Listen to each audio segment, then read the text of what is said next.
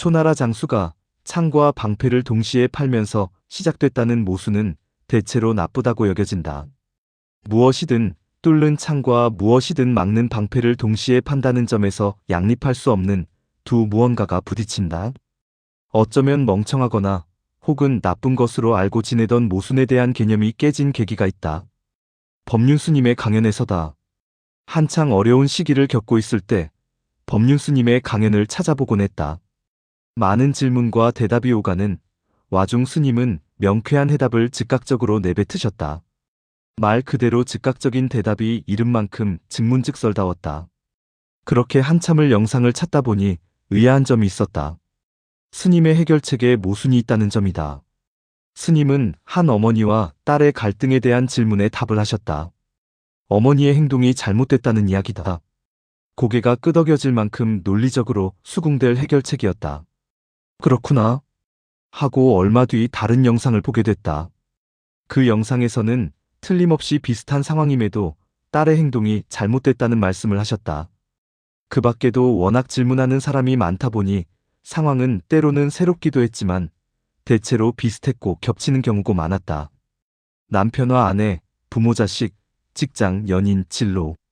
사람들이 다 비슷한 고민을 하고 살고 있구나 생각했다. 어쨌건 여러 질문은 모순된 해결책을 만들어낼 수밖에 없었는데 스님의 반응은 너무 당연했다. 결과적으로 모든 이들의 입장을 관통할 만한 진리에 가까운 절대 답변이 없었다. 올바르게 서기 위해서는 왼쪽에 선 사람에게는 오른쪽으로 움직이라고 말하고 오른쪽에 선 사람에게는 왼쪽으로 움직이라고 말해야 하는 것처럼 스님의 답변은 매번 오른쪽, 왼쪽하며 바뀌어갔지만 그 모순이 결코 모순처럼 보이지는 않았다. 그 뒤로 나 또한 모순을 받아들이고 때로는 즐기기로 했다. 나의 내면 깊은 곳으로 들어가면 저도 모르게 가지고 있는 편견 같은 것들이 있다. 그것이 왼쪽이든 오른쪽이든 쏠려 있다는 느낌이 강하게 들면 되려 반대 방향을 자극하여 올바르게 놓고 싶은 생각이 들었다. 정치적 성향을 굳이 밝힌 적은 없지만 거의 수년간 쌓아온 나의 블로그 글에는 좌 혹은 우에 관한 글들이 다수 있다. 어떤 경우에는 성경, 어떤 경우에는 불경, 어떤 경우에는 사서삼경을 말했다. 환경과 기후에 관한 이야기에서도 부정적 혹은 긍정적인 글을 쓰기도 했고 그 밖에 다양한 견해의 두 가지를 모두 썼다. 이 둘은 모두 모순됐지만 그냥 꾸준하게 썼다.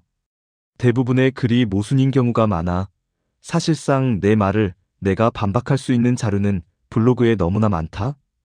그러나 분명한 것은 이 양립할 수 없는 두 쪽이 사실은 사실의 영역보다는 주장의 영역에 가깝기 때문에 정답이 없다는 것.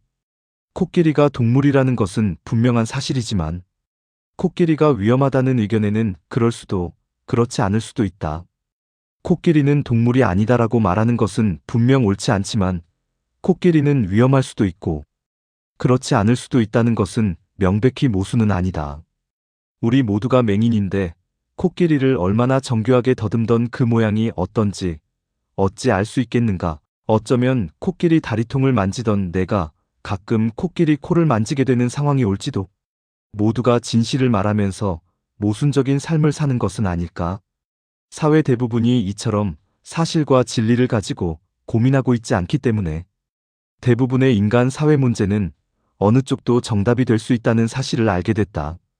또한 실제로 의뢰가 들어온 변호사가 어느 의뢰인의 입장에서도 변호를 잘해야 능력 있는 변호인이 되는 것처럼 가장 중요한 것은 하나의 진리를 고수하는 것이 아니라 어느 편에서도 의견을 낼 수 있는 능력을 기르는 것이 중요한 것 같다.